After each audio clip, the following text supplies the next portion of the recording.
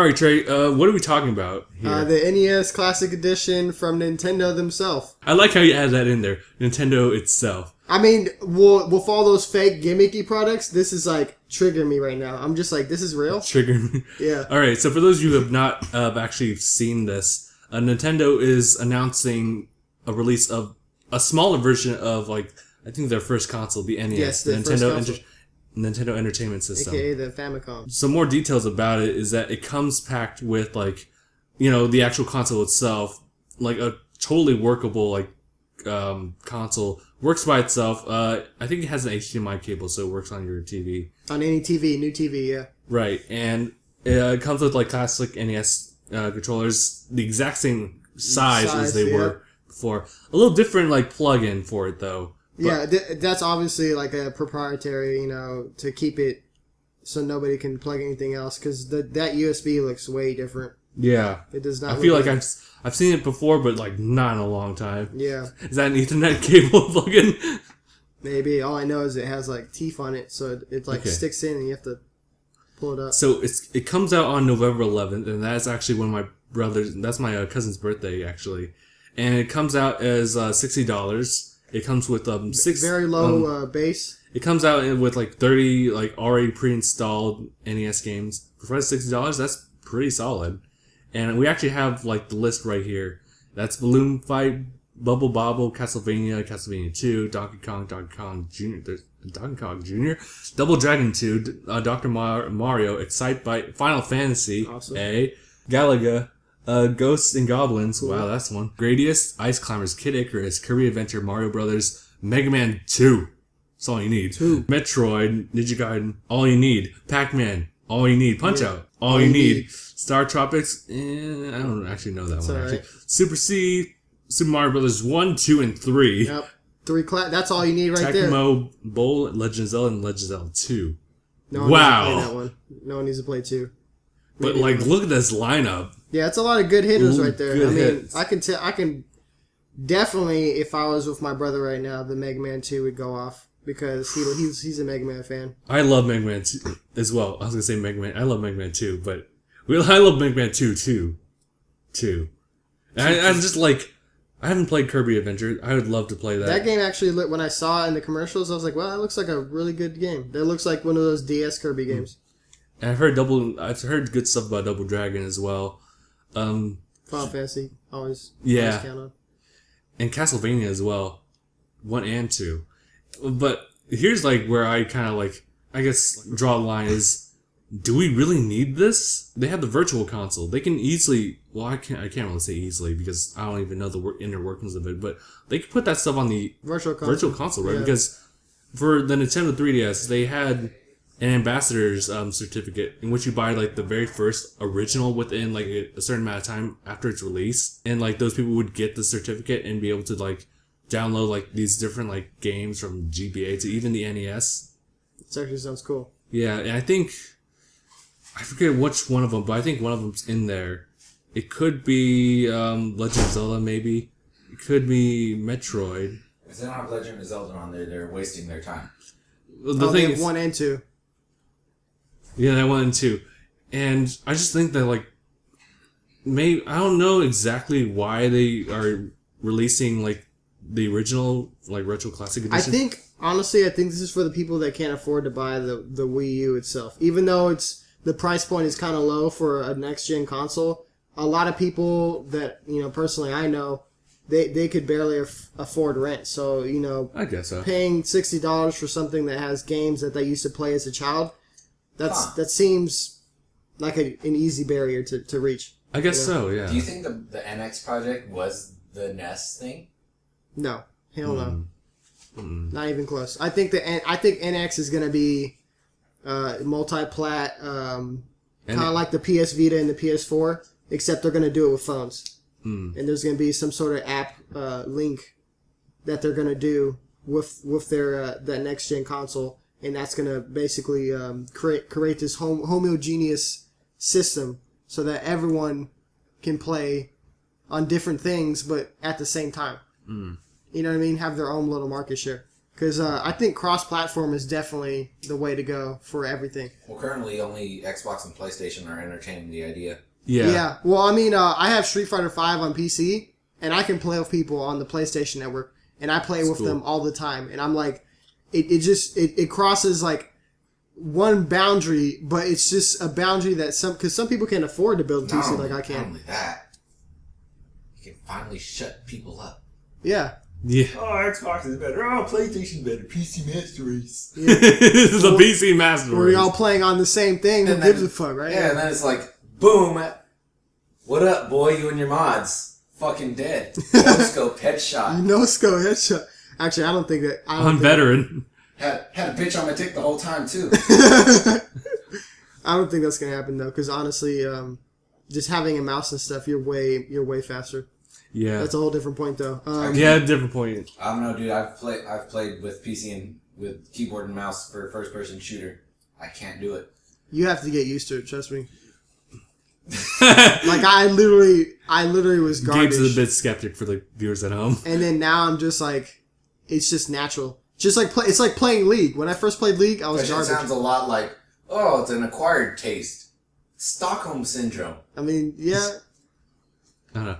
I think... Black Licorice now. I still think that, like, some of these titles should go on the Virtual Console because, like, some people might not want to actually buy an entire, like, new console. Especially for people like me who already have... Nope, fuck you.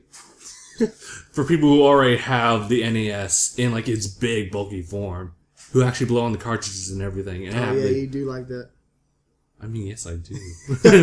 Yes, I do. But, all right.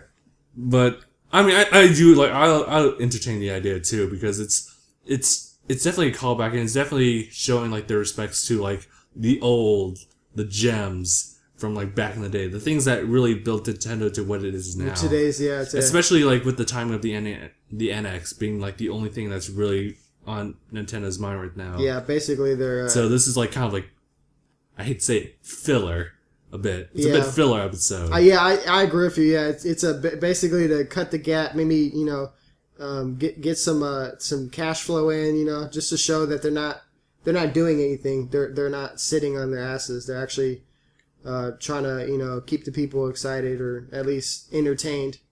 Or maybe this is just to see like how many of the people from the older generation are still with Nintendo. Yeah, this might actually be kind of an experiment to see like what new people will be willing to buy. And if the old people are still playing these games, and I'm pretty sure there's a lot of people who've grown up with these games, myself included. That, dude. Just $10 for an extra controller. Right. That's cheap. My question is like, if this becomes available, like, would there be a way to like record the games too? I mean, Nintendo's not really big on like having people like do Let's Plays with them unless they sign under a contract with them, with their own policies and stuff like that.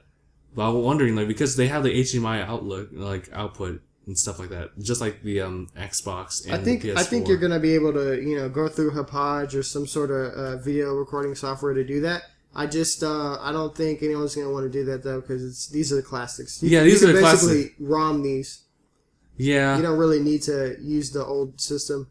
I mean, like, I know that the Game Grumps have done like Punch-Out. They did Punch-Out, like the classic Punch-Out. Yeah. I mean, it's definitely doable. I just wonder if there's going to be people who want to like do something that would let the NES be able to do that. I mean, I'm thinking like maybe even Elgato can take care of it.